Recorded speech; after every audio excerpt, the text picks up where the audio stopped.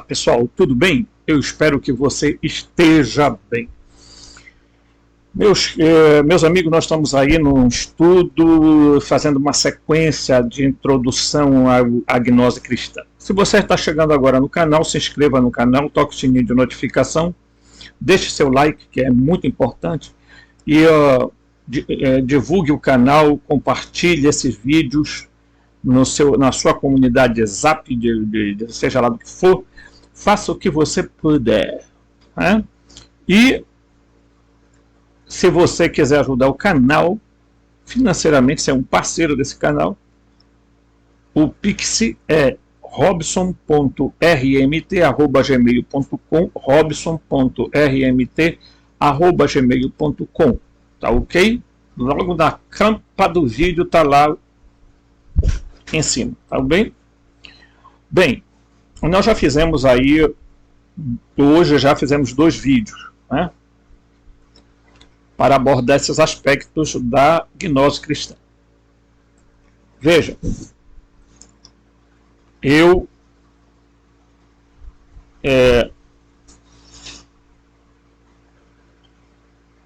sempre falo para as pessoas, deixa eu olhar aqui, gente. Ah, tá.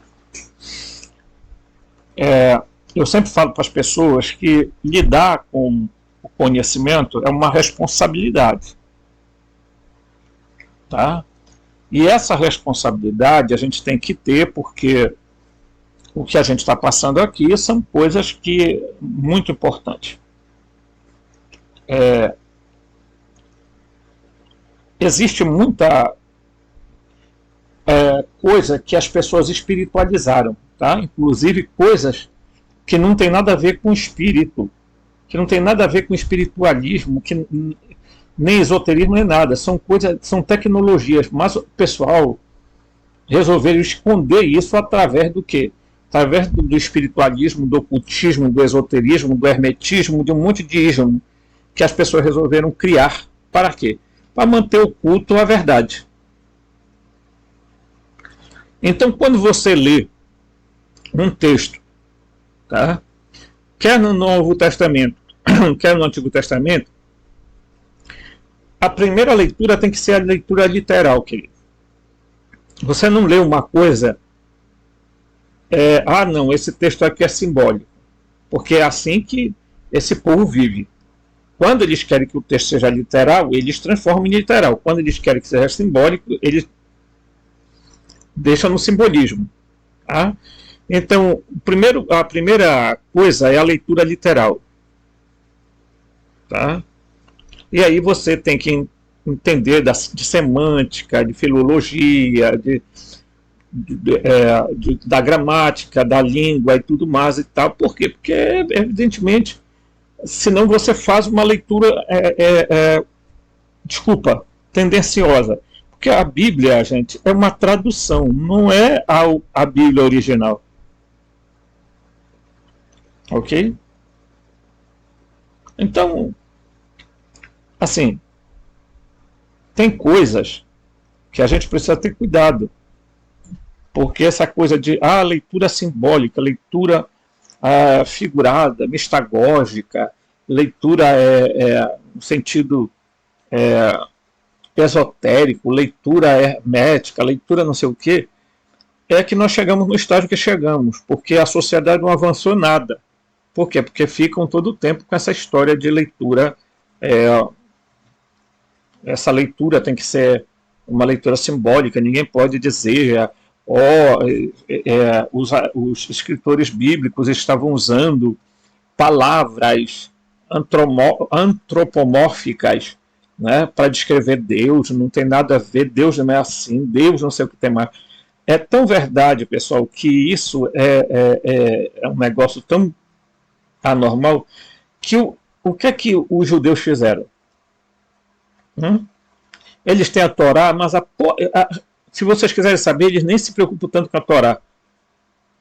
Sabe para onde eles correm? Para o Talmud, para os Midrashim, tá? Para Kabbalah.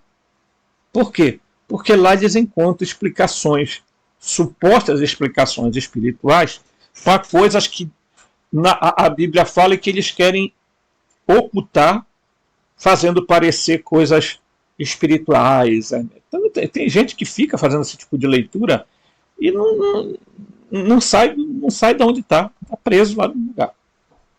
Ok? Então, muito bem. Dito isso, deixa eu falar uma coisa para vocês muito importante. Tá? A gente está falando aqui de vários conteúdos dentro da gnose.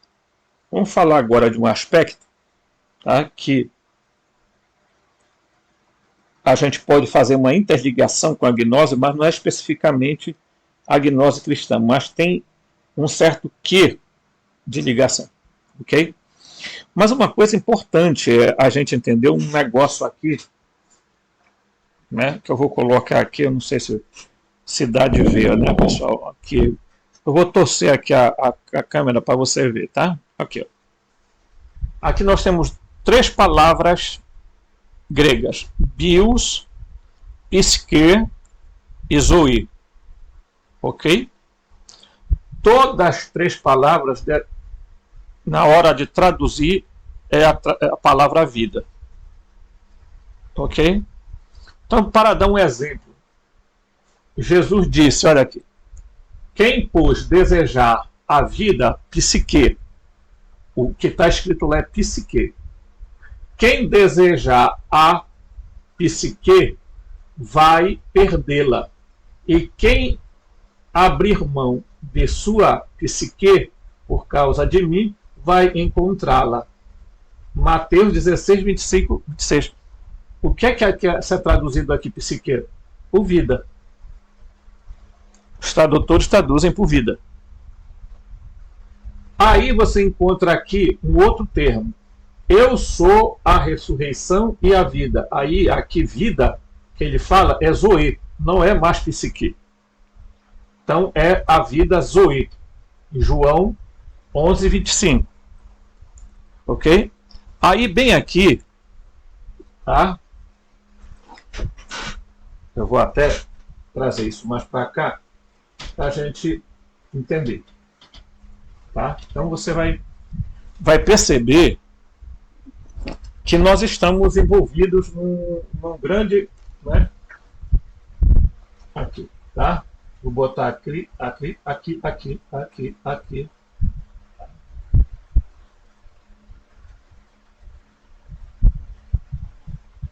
Lembram que Cronos vem de cronologia, tá? Vem de tempo, tá? Então, é tempo.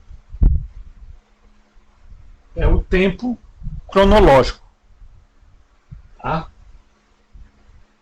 Então, ele está ligado a bios, a vida bios. O que é a vida bios? Biológica. Ok? A palavra bios aqui, no Novo Testamento, denota a palavra biológica. Então, a vida biológica e a vida psique, que é assim que está na grafia grega, né? Que quer dizer vida psíquica. Ok? Ambas estão interligadas e estão presas ao tempo, ao cronos, tá? Então, no grego, existiam 2 palavras para tempo. A outra palavra é kairos. Ok? Que não tem a ver com o tempo cronológico. Então, ao kairos está ligado o pneuma, que é o pneuma, né? O espírito. Ok? E está ligado a zoe. O que é a zoe? A vida de Deus. Ok? A Zoe é a vida de Deus. Ok? Então, quando você está vivendo dentro da dimensão do Espírito, tá? A Zoe seria, tá? Aqui, ó, a centelha divina. Ok. Essa é a vida de Deus. Essa palavra Zoe é como Adão vai chamar a Eva, tá? Olha. Ok? Então veja, você tem uma parte sua que está intrinsecamente ligada ao tempo e ao espaço, que é a sua vida biológica e a sua vida psíquica. E tem uma outra que está ligada ao Kairos, ao tempo indeterminado, um tempo que está fora do tempo, tá? E aqui está ligada a sua pneuma e a centelha divina e a Zoe. Então, quando Jesus disse assim, que ele veio trazer vida e vida em abundância, ele está se referindo a essa vida aqui, ó. A Zoe. Eu vim para que todos tenham vida e vida em abundância, em plenitude. Deixa eu centralizar agora aqui. Opa, ok. Você venceu batata frita. Né? Então, por que eu estou falando isso, meu querido? Porque, queridão, está vendo algumas perguntas nos vídeos, tipo,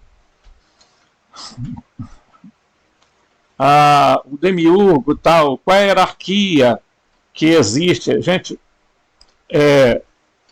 tudo que nós sabemos hoje, e que os gnósticos deixaram, foi que existem os aeões no Pleiron, tá? Que habitam lá, e que tem lá o Bitos, o pai, né? A mente, o nous, certo? A Enóia, Pronóia, que é a mãe, ou Barbelô, o filho, que é o autogerado, tá? O filho unigênito, ok? E também tem que é o Logos, né? Então, o Logos e tem a Gnose. Por que a Gnose? Porque a Gnose o nome Gnose é o nome de um ser, Robson? Sim. Por quê? Porque ela é que rege e estabelece os parâmetros do que vai acontecer. Ok? E aí, essa hierarquia que tem. Lá no pré-Roma não existe uma hierarquia determinada, não que a gente entenda como tal, mas existe uma certa divisão nos grupos. Por quê? Porque os aeões, na sua totalidade, os que foram surgindo depois, né, já ficaram um pouco longe do núcleo do pleroma, que seria o Uno, ok? Agora, os arcontes, eles têm o demiurgo no comando, os arcontes, e os anjos clone, e ainda por cima os gênios, que eles criaram na Terra, os que são chamados de Jin, de Daimons, de Shedin, etc. E os humanos estão abaixo nesse nível. Então, nós, na cadeia alimentar aqui, do demiurgo para baixo, nós somos o prato. Ok? Agora, no nosso nível aqui, nós estamos no topo da cadeia alimentar, porque nós comemos os vegetais, os animais, etc. Ok? Então, precisa entender bem claro isso. E quando nós falamos que você precisa entender que se você não se descolar da sua vida puramente e pateticamente física, porque o viver, né, exige um certo quê, né? Por exemplo, né, vamos lá. Certa vez Jesus disse aos apóstolos: quem quiser vir após mim, tome sua cruz e siga-me. Porque é uma exigência dele, né? Tomar a cruz não é muito sofrimento, não, Robson. Não, ele está dizendo no sentido de que depois o apóstolo Paulo, inclusive, vai interpretar, né? Porque você precisa matar, fazer morrer o ego. Tá? Por quê? Porque o ego está ligado a quem? A personalidade, a alma. Por isso que o egoísmo vem do ego. Tem o id, o ego e o superego, né? Segundo Carl Jung. Então, é preciso a gente tomar muito cuidado, porque às vezes algumas espiritualidades levam você muito mais para próximo da alma do que próximo do espírito. E aí você começa a desenvolver algumas coisas do tipo, sei lá, né? Você começa a desenvolver poderes psíquicos, né? E aí a pessoa acha que está fazendo um bem enorme, né, para outros e tudo, e acaba se prejudicando. Ok? Dado isso, pessoal, então você já viu aqui, né? Então você tem uma parte que está presa ao Cronos e outra parte que está presa a... Não é a palavra eternidade, porque não é essa denotação, mas há um tempo diferente, tá? O seu espírito, tá? A centelha divina, o pneuma e a zoe, eles estão fora do Cronos, mas eles estão presos aqui por causa disso aqui. Então essa parte aqui está presa nessa. E é essa parte aqui que precisa sair.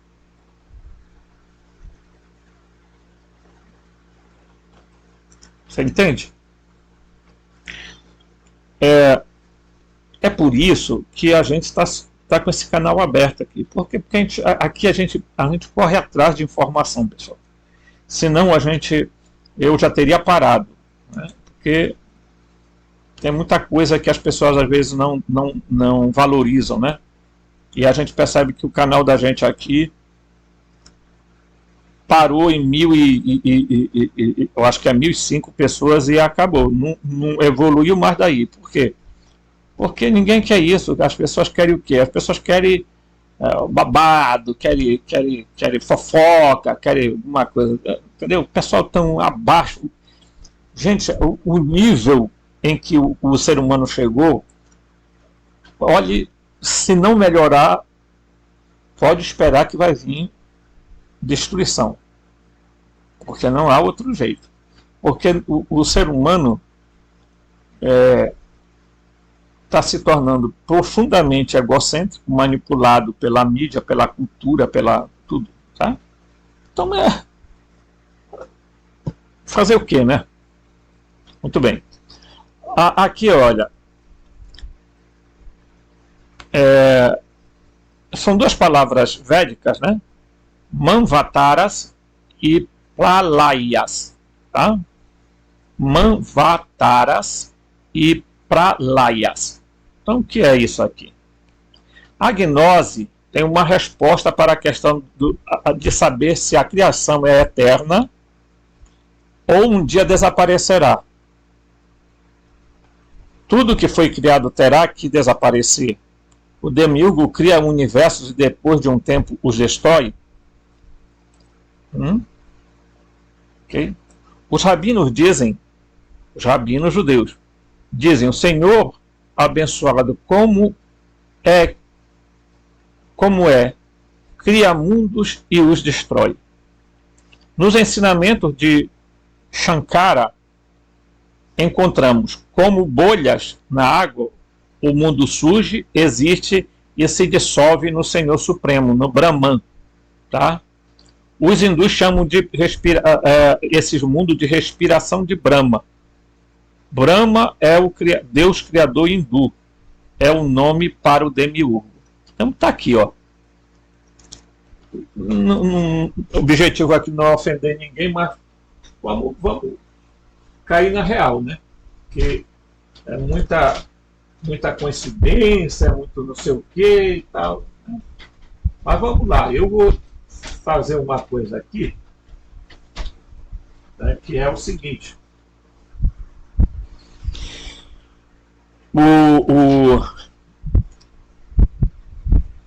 Eu acho que é assim que vai se escrever, eu não sei se é. Eu não sei se é assim, Brahma. Se não for, corrijam-me, tá? O Brahma, ele se manifesta como tal, porque não confunda o Brahman com Brahman, tá? Que seria bem diferente, tá? Então, ele se manifesta como Shiva, ok? E se manifesta como Vishnu. Acho que é assim. Talvez. É só a título de entendimento, tá? Então o Brahma, ele, quando quer criar, ele usa o braço de Vishnu. Quando ele quer destruir, tá? Ele usa o braço de Shiva. Então, aqui é destruição. E aqui é criação. Ele é o demiurgo. Ok? Ele é o mesmo Javé. Então, o que é que acontece? Esses seres, eles não têm nenhum interesse em proteger eu e você. Dane-se. Né? O que é que eles fazem? Eles simplesmente, tá? Eles pegam, constroem alguma coisa, inclusive no filme Eternos da Marvel, é exatamente o que vai acontecer. Aí os Eternos estavam lá, né? Aí tinha uns seres chamados deviantes, né? E aí tinha os celestiais, que vinham e diziam, bem, agora esse povo não tem jeito mesmo, bora acabar logo com tudo. Aí eles vinham para destruir, né, o planeta. Tá me entendendo? Então esses seres, eles destroem mundos, realidades, existencialidades.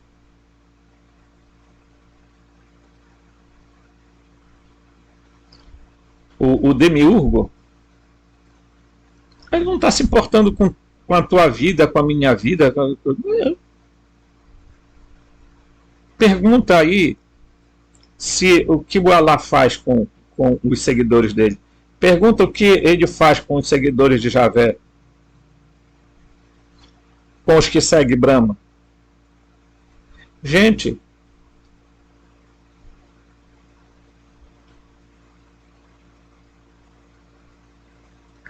eu vejo, por exemplo, eu vivi na Igreja Católica durante muito tempo, e qual é o modelo que eles dão para as pessoas para ser santo?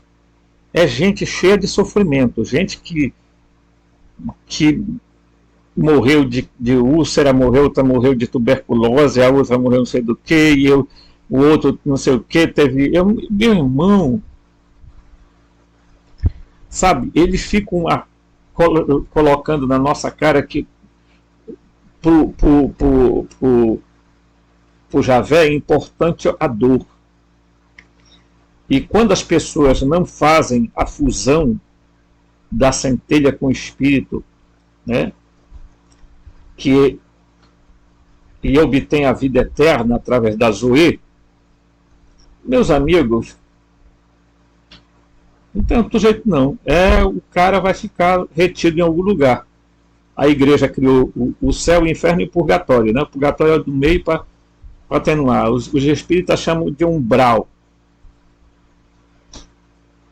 né? Inclusive há quem diga que o umbral é uma das dimensões da Terra um dos anéis aonde os espíritos ficam. É o mais próximo. Então, se você olhar o sistema que eu sempre mostro aqui, né? Certo? Se você olhar, provavelmente as pessoas ficam retidas na esfera da Lua. Por quê? Porque a Lua é que retém a energia, ela retira a energia. Enquanto o Sol põe, né, a Lua tira. E você vai entender também que é uma coisa muito importante isso aqui, ó. É assim, ó. É como se fosse o átomo, tá?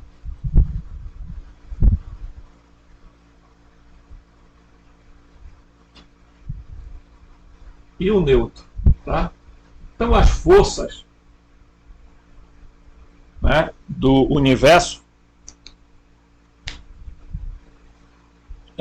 se manifestam dessa forma, de polaridade, tá? Então são polaridades, ok?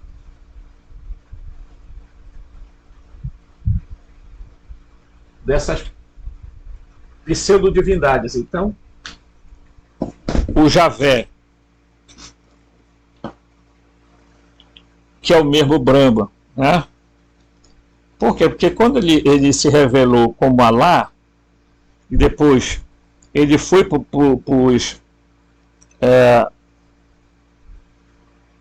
ali para a nova civilização que estava iniciando, né? E foi se revelar como Brahma, tá? Então a pessoa tem que entender que quando a gente fala aqui que são a mesma coisa, né? É exatamente isso que nós estamos lendo. O Deus Criador inicia uma nova criação a cada Big Bang. Esta é a expiração e a respiração dele, sendo exalada para fora. Essa criação se expande até que ele decide acabar com ela, levando-a de volta ao início, reabsorvendo-a. Tá? Esta é a inalação, a absorção e a respiração. Tá? Quando a criação chega ao fim, é destruída. Começa a involução. O tempo começa a retroceder, até desaparecer. Há um longo período em que o demiurgo não cria nada. Na Índia, esta fase chama-se de Noite de Brahma. Tá? Cada período da criação é seguido por um período de silêncio cósmico, em que tudo que foi criado é retomado, contraindo-se até desaparecer. Depois que tudo for destruído e reduzido a nada, o outro Big Bang inicia uma nova criação e assim por diante. Cada tentativa do demiurgo é seguida por outra, perseguindo constantemente a perfeição que ele nunca alcançará. Na Índia, os ciclos de criação são chamados de Manvataras e os de destruição de Pralayas. Né? Então tem esses dois termos aí. Existe uma canção muito comum em Israel chamada Adon Olam, tá? Mestre do mundo ou mestre do desconhecido, no qual há um parágrafo que nos faz pensar no período de descanso do Criador após destruir a sua obra. É assim: e depois que tudo passar, ele, o incrível, reinará sozinho. Refere-se ao período de silêncio do Criador, quando nada criado permanece. Então, a Terra passa por ciclos. E esses pseudodeuses, eles hibernam. Sabiam o que é hibernar? É como os ursos. Por que o Gênesis descreve que ao sétimo dia Deus descansou de sua obra? Porque eles são seres tanto prova que não são Deus que eles precisam descansar. Por quê? Porque a coisa não foi construída do dia para a noite e foi também uma obra da tecnologia que eles tinham. Ok? Então chega um momento que ele vai e diz, né, é hora de descansar. Então eles ficam hibernando durante muito tempo. Aí chega um momento em que eles acordam. Quando eles acordam, aí, meu amigo, começa a confusão do cão. Né? Outro dia eu estava assistindo a um jogo a um basquete, né? Nos Estados Unidos, e do nada, pessoal, do nada varou uma quantidade enorme de abelha exatamente na quadra onde eles estavam jogando. Basquete não, tênis, né? Tênis, é isso. Porque tem tênis de mesa e tem de quadra. Né? E aí varou abelha, pessoal, aí elas foram e começaram a se grudar todas numa câmera que estava lá no alto, pendurada. E esse desnorteamento das abelhas me fez questionar que alguma coisa não está certa. Tem coisa entrando em colapso. Tá? Então é preciso a gente tomar cuidado, porque o que esses seres fazem é fazer um processo de destruição. Quando eles querem destruir, tá? Mas aí há uma questão muito clara, que é o seguinte: quando Jesus veio, e aí há o texto de Atos dos Apóstolos diz o seguinte: é importante que o céu o retenha, tá? Até a restauração de todas as coisas. É importante que o céu o retenha, quer dizer, Cristo está retido no céu, tá? Até que seja restaurada todas as coisas. O que é restaurar todas as coisas? É fazer voltar ao estado original.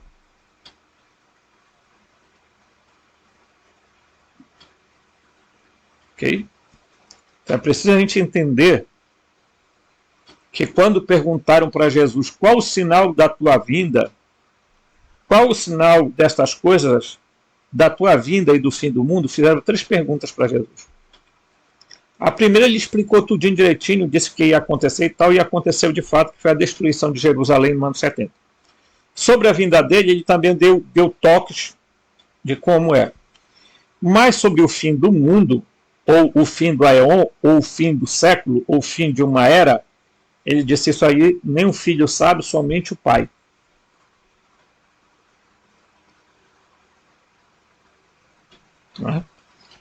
Então é importante a gente entender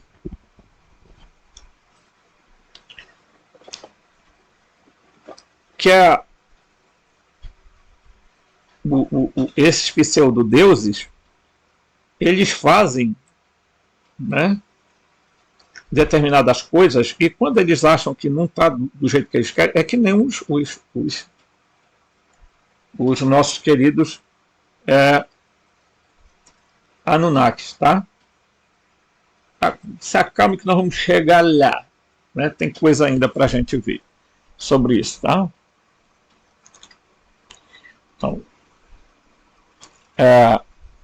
Então ele, quando toda a criação desmorona, o incriado continua a existir como sempre. Por quê? Porque é eterno. Não tem começo nem fim. Pertence ao plano incognoscível da eternidade. Somente aquilo que foi criado desaparece na pralaya. Tá?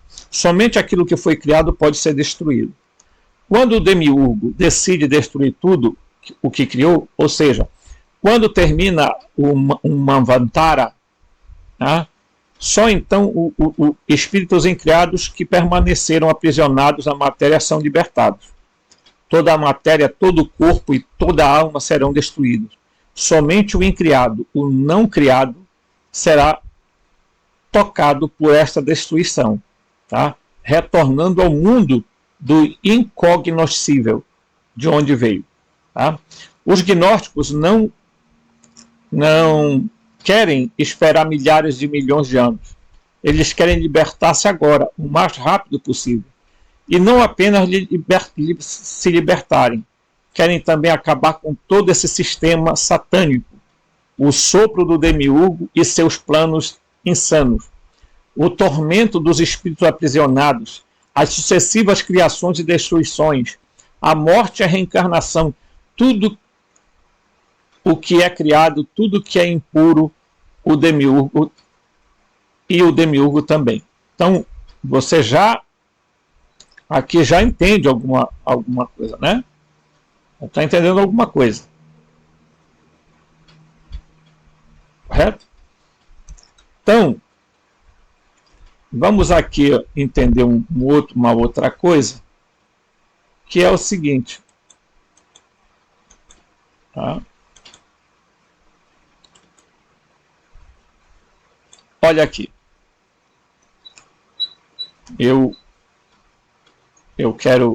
Vou compartilhar com vocês aqui, mas olha aqui. Então, vamos aqui nesse texto, olha só.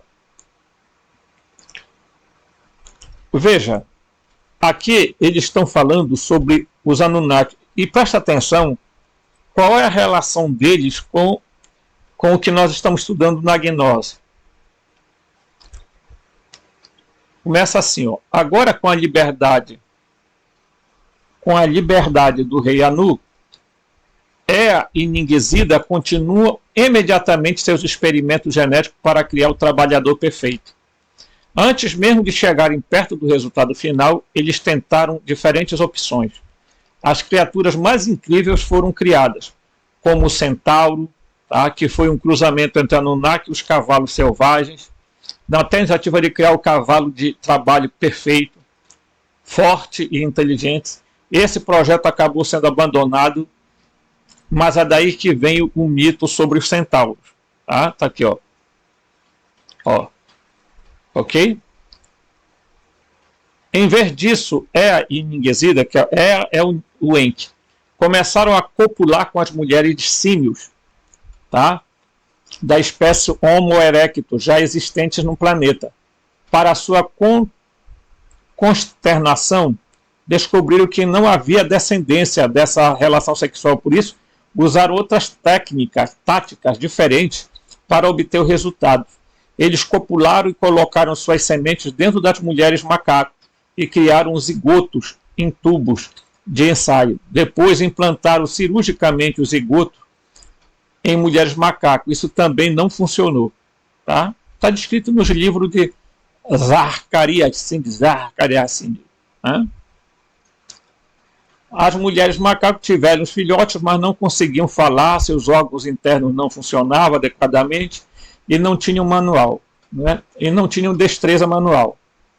Então Ea teve a ideia de implantar um zigoto cultivado em tubo de ensaio no útero de Nimar, que era uma das deusas sumerianas, tá? Contendo seu esperma, que mais tarde foi renomeado como Ninhursag, por Ninurta, e ficou conhecido como Ísis no Egito. Quando o bebê nasceu, Ea, entusiasmado, deu um tapinha nas costas do bebê e ele emitiu um som adequado. O bebê sabia falar. A equipe de pesquisa ficou muito feliz. O pequeno parecia argila de terra. Sua pele era vermelha escura e seu cabelo era negro. Preto, ao contrário dos Saami, que eram caucasianos com cabelos louros e olhos azuis. Outra diferença entre os corpos sirianos e este novo híbrido era que os sirianos nasceram sem prepúcio ao redor do pênis. Este híbrido tinha prepúcio. E isso achou isso bom, né? Enki, tá? É Enki. Porque funcionava com distinção entre eles e esta nova raça híbrida. Ele decidiu que deveriam deixar o prepúcio permanecer. Tá? A criatura é fofa e ele e as fêmeas híbridas que a equipe cria gostam de sexo, mas os híbridos não podem procriar. Né? Inspirada pelo seu sucesso, a equipe de pesquisa reuniu outras 7 mulheres Anunnaki para atuarem portadoras de novos zigotos provenientes dos espermatozoides de Ea e Ningizida. Eles entregaram um híbrido a cada. E agora 8 clones juntos, todos machos. Ningizida decidiu então criar fêmeas híbridas. Ele implantou esse zigoto em Ninki e Dankina, ou Dankina, esposa de Ea, e ela deu à luz por cesariana. Isso também foi um sucesso, por isso, mais uma vez, foram utilizadas as mesmas 7 mulheres substitutas, e todas deram à luz a um bebê do sexo feminino cada. Os bebês do sexo feminino, ao contrário do sexo masculino, eram loiros, de olhos azuis e assim como os sirianos. Ea e seu filho queriam continuar usando mães substitutas, mas Nimar se propôs e disse que era muito difícil para eles, que não era suficiente 8 mulheres para criar uma raça trabalhadora. Então trouxe os híbridos mestres originais, chamados de Adami e Tiamat, para o Edim, tá? No topo do Golfo Pérsico, que era o lar de Ea, onde o Enki morava. E o restante dos clones, criado a partir de 2 cópias mestres, foram enviados para a África e enjaulados. Tá? Presta atenção! Lá eles foram autorizados a ter relações sexuais na esperança de gerar filhos. Os híbridos copulavam com frequência, mas não havia descendentes. No centro médico, em Shurubak, Ningizida trabalhou duro para encontrar o gene do seu próprio DNA, que pudesse usar para que seus híbridos pudessem se reproduzir. Ele finalmente descobriu que as mulheres Nibiran tinham alelo recessivo ao cromossomo XY em seu genótipo, enquanto Tiamat tinha apenas XX. Com essa nova revelação em mente, ele anestesiou Ea, Nimar e Tiamat. Da costela de Enki extraiu a essência da vida. Na coleta de Adamu, ele inseriu a essência da vida, e da costela de Nimar ele extraiu a essência da vida. Na costela de Tiamat ele inseriu a essência da vida. Ele orgulhosamente declarou: a árvore da vida foram acrescentados 2 ramos, com poderes de procriação. Suas essências vitais estão entrelaçadas. Tá? Então, aqui, preste bem atenção, porque no ponto 2, ele vai falar assim, ó, o Deus esquizofrênico, né? Tá? O Deus esquizofrênico, Javé, o Deus esquizofrênico. Ea e Ningizida mantiveram um segredo que haviam alterado o híbrido feminino original. Os 2 híbridos originais continuavam vivendo em Edim. E Tiamat fez aventar de folhas para ela e Adamu, enquanto eles continuaram morando no Edim, que é o Éden. Namur logo percebeu que os híbridos não estavam mais nus, mas estavam com aventais, e perguntou a Ea por que isso aconteceu. E ele confessou. E aí, olha aqui, ó, o Enlil ficou furioso e disse ao irmão que ele tinha ido longe demais. Ele não apenas manipulou o conselho ibiruano para atingir a lei de criar híbridos em geral, mas agora eles também poderiam se reproduzir. Isto significa, gritou Namu, que a espécie insignificante iniciada na árvore da vida, significando que obteve a longevidade dos deuses, que pode ser milhares de anos. Eles estão no caminho de se tornar um deles. Isso não é aceitável. Namu estava furioso.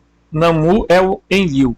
Ningizida rapidamente veio em auxílio de Ea e garantiu a Enlil que havia excluído o gene da longevidade da raça Adami e que eles não teriam longevidade dos deuses. Namur, ainda furioso, ordenou que Ea e seu filho expulsassem Adamu e Tiamat do Edim e traçassem para onde pertenciam, né? Levassem eles para onde pertenciam, nas minas de ouro, para que eles e seus descendentes pudessem substituir os trabalhadores Anunnaki, que agora estavam prestes a revoltar-se novamente. Conhecia seu irmão muito bem, ainda que agora em diante Namu iria caluniá-lo e chamá-lo de serpente maligna na frente dos híbridos, para enfatizar seu próprio poder e diminuir o de Ea. Portanto, Ea criou a primeira sociedade secreta da Terra, a Irmandade da Cobra. Ele recrutou alguns híbridos selecionados a quem ensinou, tá? O pensamento avançado, a tecnologia, o pensamento filosófico avançado. Ele deu sua criação sucesso, a árvore do conhecimento, algo que também era proibido, mas não tão sério quanto adulterar a árvore da vida, que tinha a ver exclusivamente com a imortalidade dos deuses, tá? E aí, você percebeu aqui a criação? Quantos sucessivos erros eles cometeram?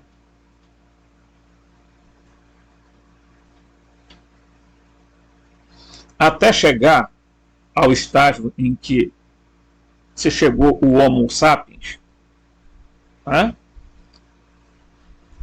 Você percebeu que essa história, preste bem atenção, tá? No que eu vou falar agora para vocês. Eu vou até apagar aqui.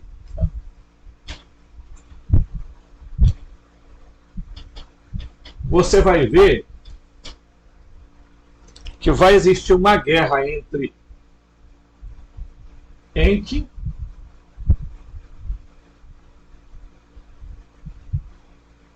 e Enlil,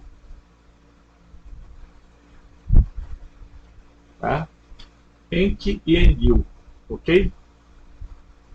Eles vão lutar todo o tempo para ver quem é esse Deus.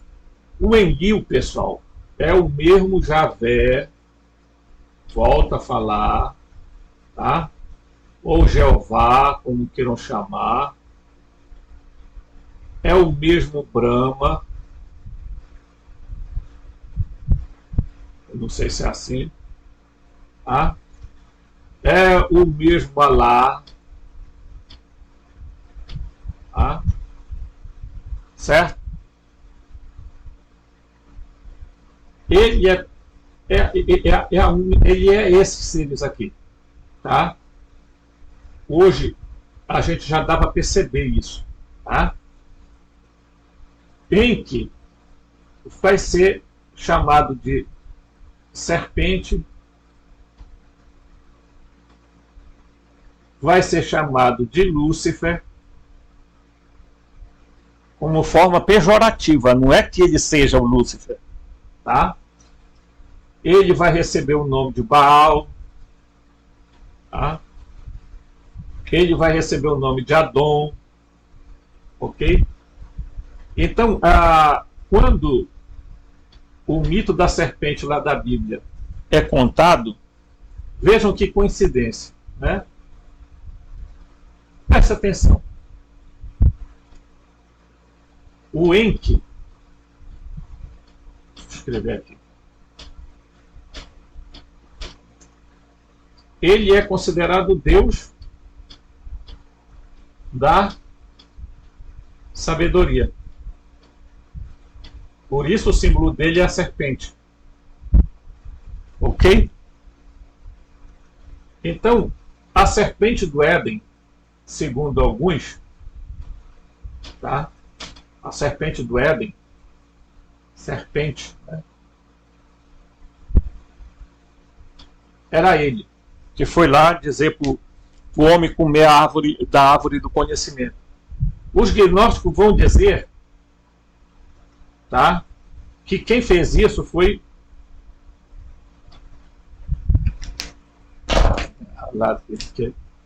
a Sofia, tá? E também Cristo vai dizer que foi ele que foi lá, ó, falar. Então, vejam, Alguns dizem que foi Enki, que era a serpente, outros dizem que foi a Sofia aqui, e Cristo também. Os gnósticos diziam que, porque há um trecho realmente do Evangelho, não sei se é de Filipe, de Tomé, verificar, depois a gente fala sobre isso, de que ele diz a serpente era eu. Tá? Outros dizem que foi Sofia que veio em forma de serpente para abrir os olhos do Adamu, tá? E Tiamat. Ok? E os gnósticos vão dizer que era Sofia. Então, qual a relação de Enki com a Sofia e com Cristo? Vocês já pararam para analisar? Hein?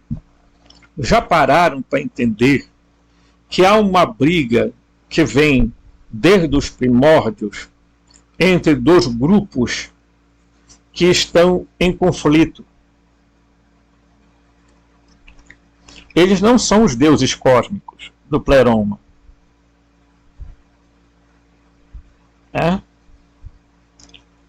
Tudo indica que o Enki, gente, o símbolo dele é a serpente. E tudo indica que ele, tá, que ele provavelmente seja o que os gnósticos quiseram indicar como Sofia. Né? Porque a gente não sabe bem, precisamente, porque o nome Enki-Enlil não é nome próprio. Enki quer dizer Deus da terra. Enlil, Deus do ar. Você está entendendo? Não quer dizer o nome da pessoa, do ser. Então, vocês imaginam que a preocupação do Enlil, do Javé, do Brahma, era que não passasse para os humanos, para os terráqueos, a longevidade. Ok? A longevidade. Então, o Enki, tá, já sabia disso. O conflito começou aí. O Enlil, como ele é o deus do ar, da tempestade, do espaço, né? Ele é um comandante guerreiro, né? Ele é o deus do comando, homem de guerra, varão de guerra, o Jeová das batalhas. Então, ele assumiu o controle do ar, da atmosfera. Então, ele controla tudo nos 7 anéis planetários. Né? E o Enki ficou na Terra, governando a Terra e o submundo, com outros seres. Ok? Por quê? Porque eles criaram vários seres, pessoal. Eles durante essa experiência, a experiência não é de agora. Tá? Aí a Blavatsky, ela disse o quê? Ela disse que antes da raça adâmica teria existido a raça polar, a raça hiperbórea, tá? A raça atlântica,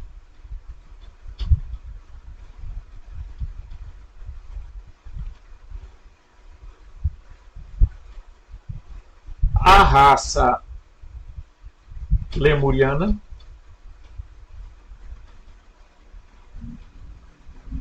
e que só depois, tá? A lemuriana é também chamada de Mu, e que só depois surgiram a raça aqui propriamente, que ela vai dar um nome, mas seria a raça humana, no sentido mais quanto, né? Que ela vai dizer que é a raça ariana. ok? E a raça ariana é muito ligada à raça lá da Índia, tá? Provavelmente, até o presente momento, não se encontra nada que comprove a existência de nenhuma dessas aqui, tá, pessoal? Não tem, tá? Apesar dela falar, não há achados que mostrem ainda, que comprove a existência dessas raças, porque na verdade não são civilizações, são raças, tá? Ao todo, são 12 raças, pessoal, que foram criadas na Terra, tá? Agora, essas raças foram se dividindo, foram se ramificando, tá? E foram se dividindo e vão crescendo, entendeu? Então, pessoal, a gente nunca tem que pensar, né? Teve um elo comum, né? Mas eles criaram o quê? Eles criaram várias tentativas, vários seres. E, pessoal, você já imaginou quanta desgraceira eles aprontaram? Quantos seres híbridos, metamorfos, e um monte de coisa por aí eles criaram, né? Então, foi por isso que o que acontece? Existiu uma raça de seres, tá? Que está sendo mostrada agora, porque está sendo encontrado, né? Existiu uma raça, por exemplo, de gigantes, tá? Porque os Nephilim são uma raça, né? E teve, né? Eles não têm nada a ver com os filhos dos deuses com as mulheres humanas, tá? Os Nephilim, tá? Então, houveram também os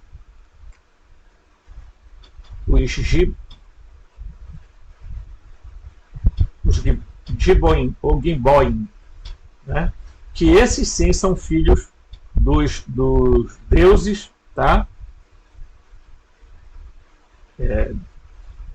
Deuses menores, mais mulheres humanas, tá?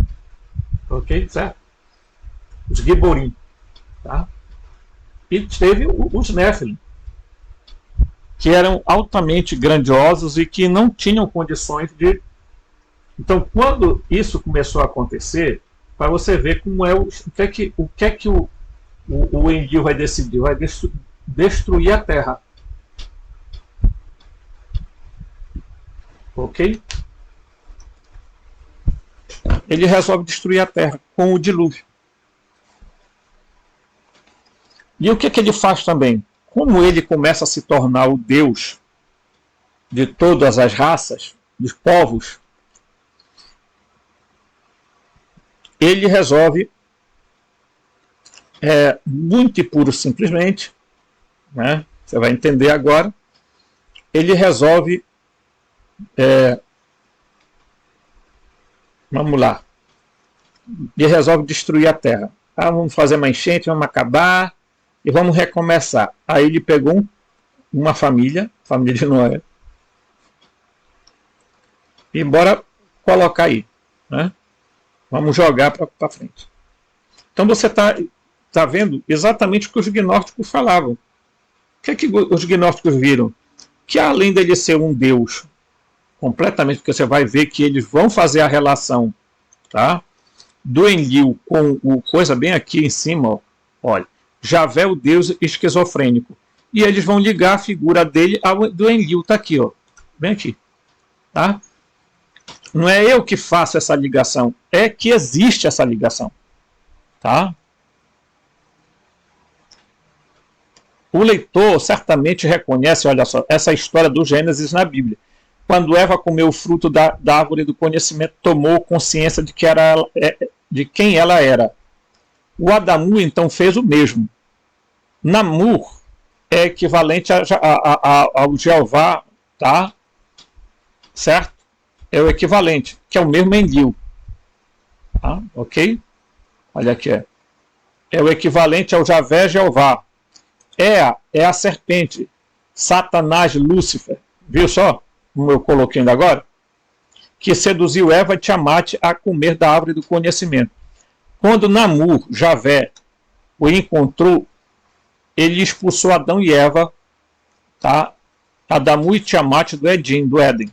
No cristianismo, Satanás e Lúcifer são a mesma coisa, mas isso é um mal entendido, além de arquétipo nesse caso. Se enquadra melhor na imagem de Lúcifer, o portador da luz, que lançou luz, conhecimento sobre a humanidade recém-nascida. Satanás talvez ajustasse melhor a Marduk, né, que foi o deus filho de Enki, que vai ser o deus Ra lá do Egito, tá? Que herdou o título de senhor da terra do seu pai, Enki, quando a maioria do Anunnaki partiu em 2024 a.C., após a destruição de Sodoma e Gomorra. Ele está aqui reivindicando o título de senhor da terra desde então. Tá? Então tá aqui. Ó. A história de Javé é complexa e consiste num composto de seres Anunnaki. Daí a esquizofrenia do Deus. Tá? Na Bíblia é difícil entendê-lo, porque ele muda traços de personalidade de uma maneira muito confusa. A razão para isso é que ele não apenas é uma pessoa, mas pelo menos duas. Ele é Namur e Ea. Na Bíblia, os dois são misturados e combinados em um. Aí, olha aqui, gente. Essa que é a charada que as pessoas ainda não entenderam. E eu falei no outro vídeo das duas tradições, eloísta e javista. Por quê, pessoal? Porque essa briga desses seres aqui, deles dois, vai se transferir para onde? Vai se transferir para a Bíblia. Então tem os javistas vão colocar Javé como o Deus né? E vão colocar aqui tudo, tá? Mas aí apareceu um outro grupo, os eloístas, que provavelmente estavam ligados a Enki, tá? Certo? A Elohim, né? Aqui, ó. Já falei sobre isso. Então, o que é que eles fazem? Eles fazem uma mistura desses dois, tá? Do Enlil, tá? E do Enki, fazendo parecer que eles são uma única pessoa. Vou dar um exemplo, Robson, para nós, por favor. Estou tão confuso. Não está confuso, não. Só não entende quem não quer. Entendeu? Está confuso, não. Você se lembra da ordem? Você se lembra que ele deu uma ordem para matar, para Abraão matar o filho? Né? O sacrifício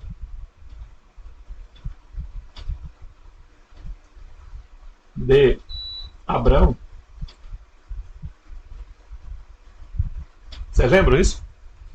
Ele é mandado para quê? Para ele matar quem?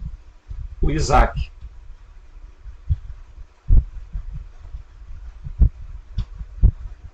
Aqui, ó. Pode ir lá ler o texto, você vai ver. Que na hora que ele chega lá para matar, ele já vai pronto, ele não hesitou. Como é que um Deus bom e justo pede o sacrifício do teu filho, meu querido? Ah, não, mas aí a leitura é simbólica, é simbolismo.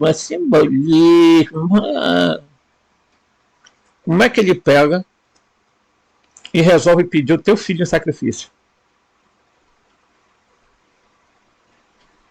Tá doido? Qualquer pai reagiria e diria, não. Quer sacrificar alguém, sacrifica eu. Por que, meu filho? Mas ele ia levando, levou, cortou a madeira, botou no lá, botou o pequeno, já estava com a faca na mão, ia pá! E aí aparece alguém e diz, não precisa fazer, que realmente ele reconhece tudo bem. Vocês vejam que a mudança de temperamento e a mudança da forma nos textos bíblicos indica que são, na verdade, dois seres diferentes, mas que quiseram colocar num só. Então quiseram pegar a figura do Enki e colocar em Javé. Você está entendendo? Então, em tese, é o seguinte: esses dois são a polaridade. Tá?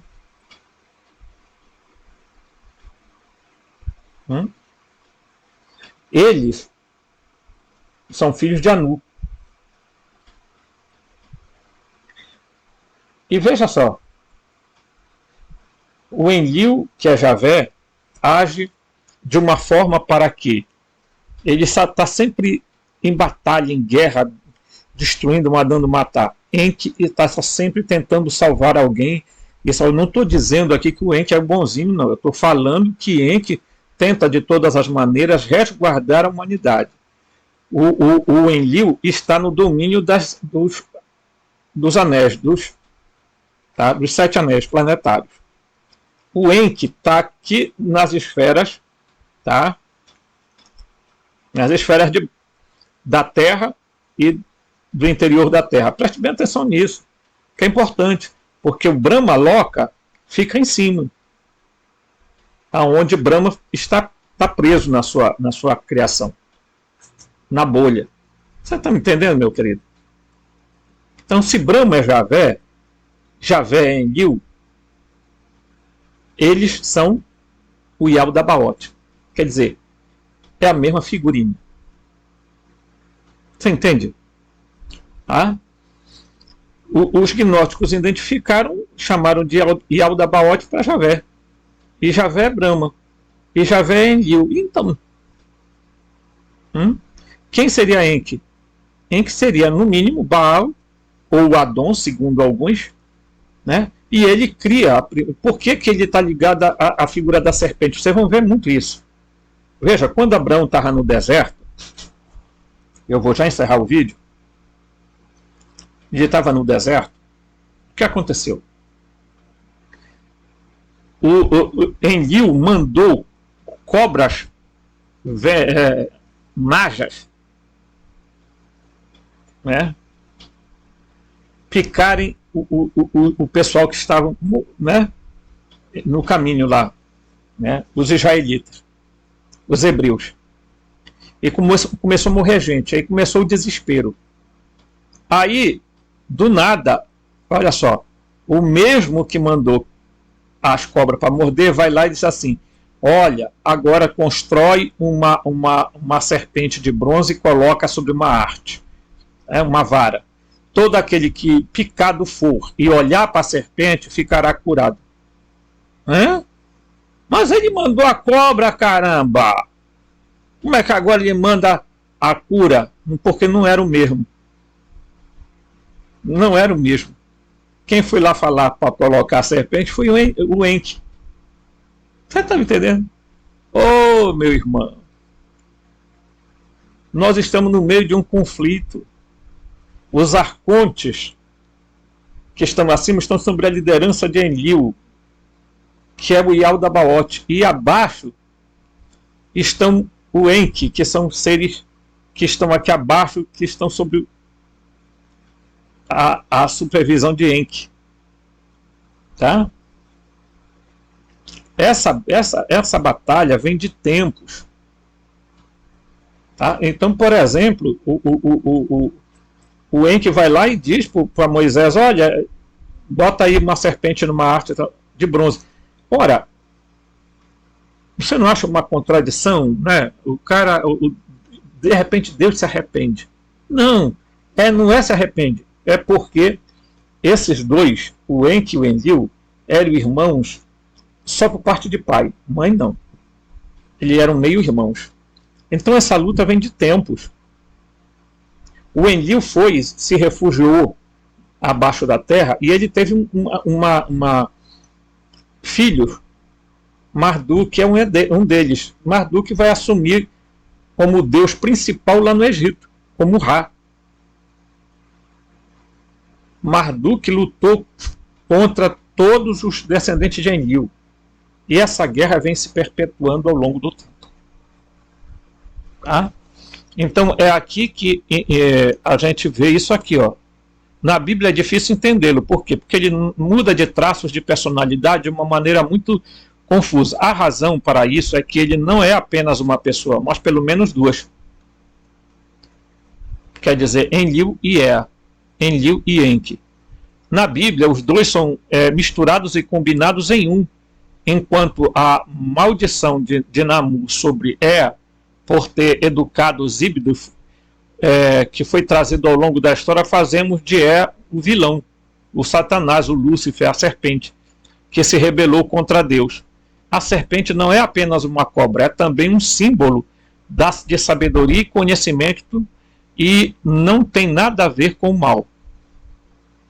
Então, quando alguém diz, o Lúcifer existe, não existe Lúcifer, caramba, não existe um Lúcifer, não existe um ente com esse nome. Esse nome foi atribuído supostamente ao planeta Vênus e foi atribuído a um rei da Babilônia. Ponha isso na sua cabeça. Agora, é atribuído a Sofia também a ideia de ela ser o Lúcifer, portador da luz. Porque portador da luz é aquele que ilumina. Por isso você é Lúcifer também, ou caramba. Se você tem luz em você, Jesus, você é a luz do mundo. Aí, você é fósforos. No grego. Tá? Então, a serpente foi... Né? Lúcifer pode ser o Enki, pode ser a Sofia. Agora, dizer que Jesus é o Lúcifer, gente, pelo amor de Deus, no sentido de a entidade Lúcifer. Meu Deus, dá vontade de eu socar a cabeça de uma pessoa dessa, porque, pelo amor de Deus, é confundir Ra-Satã, lá do livro de Jó, com Lúcifer, que não tem nada a ver, que foi uma criação do doido do Jerônimo, que resolveu traduzir por latim a palavra fósforos para Lúcifer, Luciferum. Pelo amor de Deus, gente. Né? Essa palavra, portador da luz, é o que a gente vê na abertura das Olimpíadas, o cara com um fogo na mão, uma tocha na mão, correndo. Aí ele só vai lá na coisa e passa o fogo que ele tem na mão para aquele lugar e aquele fogo ficar sendo consumido durante o período das Olimpíadas. Você não acha muito simbológico isso, né? Não é lindo? Você carregando fogo. Às vezes a gente diz pro outro, poxa vida, amor, você é um fogo, você é meu fogo. Né? Então, gente, desculpa, a gente tem que fazer gracejo dessas coisas, porque não quer dizer absolutamente da existência de um Lúcifer. É um atributo que foi dado ao Enki, que foi dado a Sofia. Né? O Enlil se encarregou de difamar o irmão dele. Então o irmão dele pegou tudo, ele botou na costa do irmão dele tudo quanto foi coisa. Então Ra-Satã, Lúcifer, serpente, dragão, tudo foi colocado na conta dele. Tanto que o submundo, o Enlil fez questão de dizer que é inferno. Para quê? Porque a palavra inferno quer dizer lugar inferior, debaixo da terra. Tá? Por isso, as pessoas